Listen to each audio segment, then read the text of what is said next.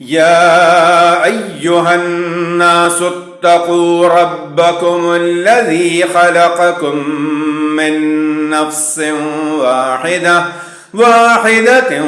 وخلق منها زوجها وبث منهما رجالا كثيرا ونساء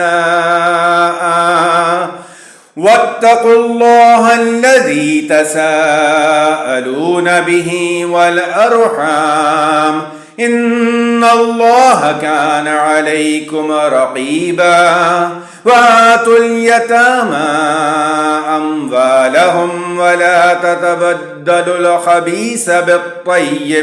بالطيب ولا تأكلوا أموالهم إلى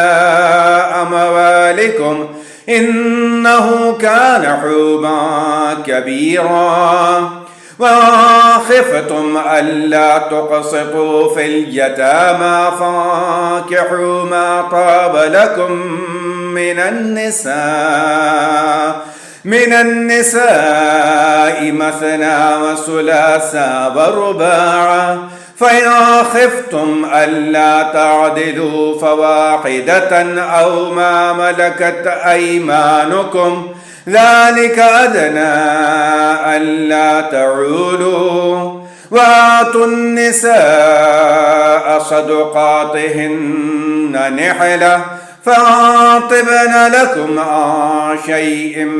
منه نفسا فكلوه هنيئا